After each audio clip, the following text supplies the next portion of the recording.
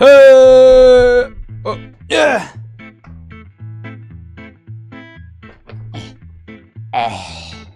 Hello, welcome to my video about Stalker 2. If you're wondering what I'm doing, I'm Gopnik squatting. Because I learned that. That's something I learned in the game. That actually, you know what? I haven't actually seen anyone Gopnik squat in the game, so that's fake news.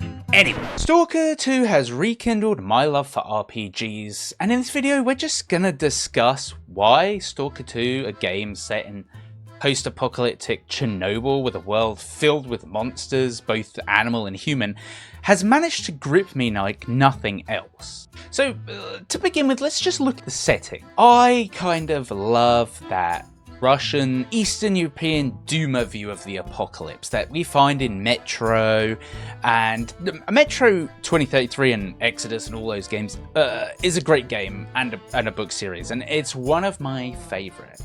Call me pessimistic, I just love the fact that people sit around in tracksuits drinking vodka and saying, oh well, you know, this is the end, I'm just gonna get eaten by a rat. And that really like flies in the face of the Western philosophy. If you look at, you know, Fallout and games like that are RPGs, we have this kind of, hey, we're gonna win in the end, filled with hope mentality.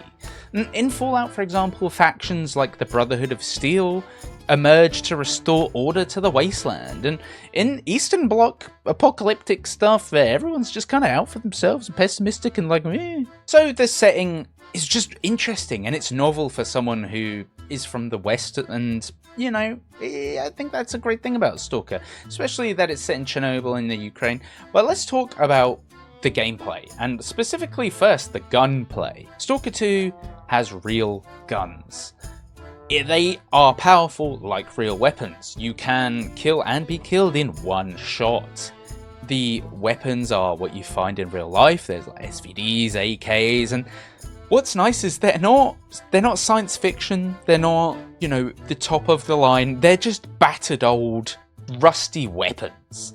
In true Soviet style, you know, there's like springs sticking out of AKs and rust and everything, but they still work. And what's cool is you can get kind of these, you know, drops that are your basic weapons, but they have names like Challenger, or I think I just made that one up. Did I just make that up? It's not Challenger, it's something else.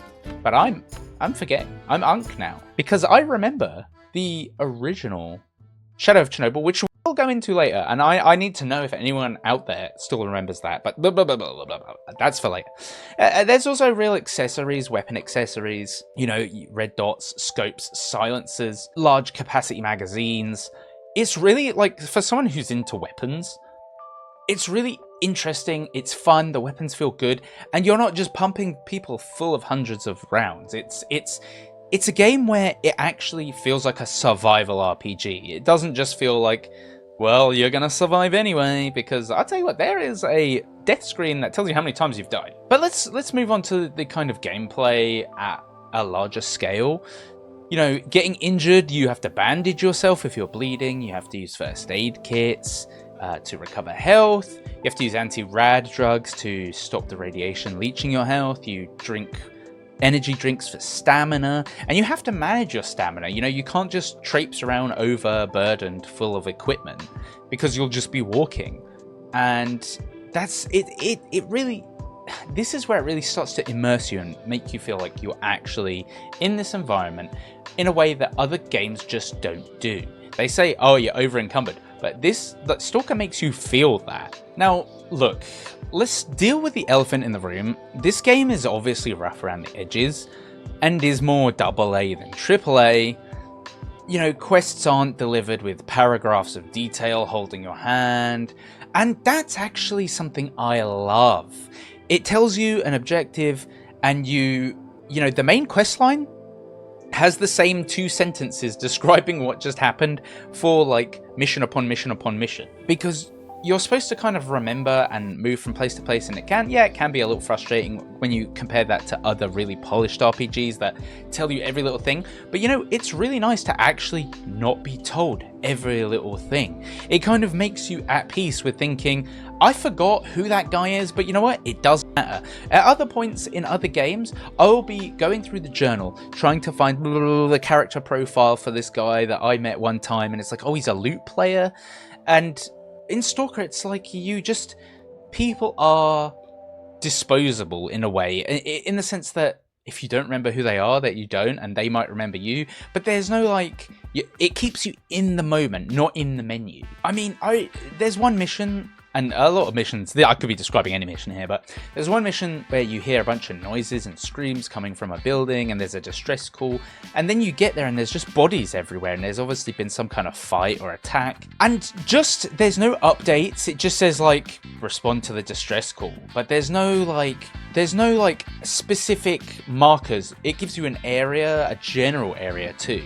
It's not like, go to this door. You know, in like Fallout, it'll direct you to like door. And there is something about that rawness that gets lost in a lot of polished RPGs that contributes to this kind of RPG burnout, which we'll discuss more at the end, because I'm sure I can't be the only one. And, you know, another great thing about this game is that factions either hate you or they love you, and there's a scale and you have reputation with them. But there are no meters anywhere telling you, you know, oh, what you've done gives you +5 reputation with this faction. You just kind of feel it. If you go into the menu, it tells you if settlements are friendly to you or not, so that you don't just go in there and get turned into Swiss cheese.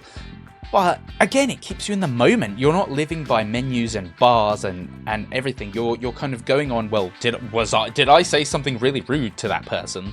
If so, maybe he'll shoot me. Likewise, you see stalkers, you see people out, and you're like, I don't know if they're wearing a uniform, that this guy's just wearing a big raincoat. Are they friendly? Are they not friendly? And people will just attack you because, you know, it's Eastern Europe and that's what people do there, apparently. And, you know, when you think about it, that sounds like, oh no, really? You can't tell who's friend or foe and that. But when, like, really think about that. In actuality, in life, if this happened, you wouldn't know. There'd just be some guy with a coat and you'd be like, hello? And then he'd start shooting at you. It makes you approach every encounter with apprehension. And that adds to this anxiety that's just spread throughout the game. I want to talk about Stalker 2's legacy and the legacy of the whole Stalker series. Now, Shadow of Chernobyl came out in 2008, and as I sat down to record this video, I actually realized that that's almost 20 years ago now, and I'm scared, and it's kind of given me a little bit of an existential crisis. So if you remember Shadow of Chernobyl coming out, I mean, let me know in the comments, and if you don't, just call me Unc and tell me I'm old and shit, because this is I'm spiraling. But anyway, regardless, back in 2007, I bought this game at launch because it was in PC Gamer and talking about like how it was all like rough around the edges and stuff. And if anyone remembers it had a terrible English translation where like you barely even understood what was going on. And Shadow of Chernobyl was a real buggy mess, and it had great systems and it was a great game, but I just fell off hard because it was almost unplayable, really, for a long time. But what's really nice to see is that almost 20 years later, Stalker 2 is so much better. It's so much better, and I really was expecting it to be a lot jankier. I'm gonna be real with you, and it gives off janky vibes, and maybe you thought that too, maybe you haven't played Stalker 2 yet, which we'll get to, but I'm so surprised by how far the series and the developers have come. Especially, you know, with the war in Ukraine and developing this, and while all of that is going on, this is just such a wonderful thing to see. There's a rawness to Stalker 2 that you just don't find in other games like this. RPGs, post-apocalyptic RPGs. I mean, I played Atomfall recently, and I loved it, and I actually think Atomfall is better than Fallout, you know, if you go watch my review if you want to see why. But it has like a really cool British 60s kind of vibe, and it's something you don't see every day. And I even love Fallout, you know, for all of its flaws and the things we can point at in that game. But, you know, RPGs have just become a bit boring in general lately. They can be really samey, and it's not since Witcher 3 that we've really had a massive hit to be like, whoa, you know, this is what RPGs can be. But for me, Stalker 2 is that hit.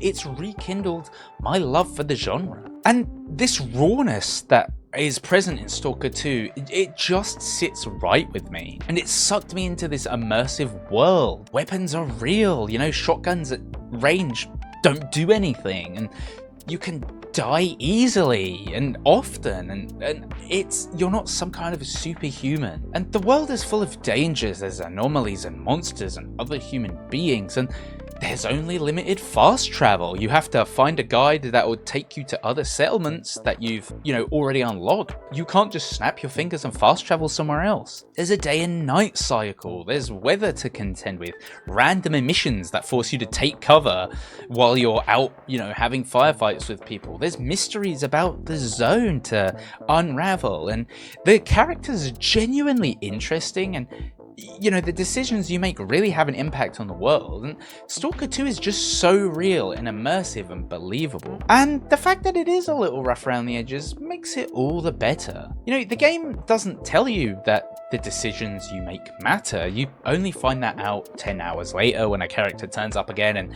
thanks you for saving them. I mean, I even came across this cool shooting star comet thing while I was walking around and was just so overjoyed to see this little detail that's gone into this game as I was just out walking the zone. I can't express enough how Stalker 2 has reignited my passion for open world games in a way that nothing in the last few years has. I mean, I actually want to do the side missions and explore the nooks and the crannies of buildings to find out what's going on in there. And you know, if you've been holding off getting Stalker 2, then recent updates have added even more polish and content to the game, and I really recommend checking it out. Anyway, enough about that. If you need me, I'll be in the zone, Stalker.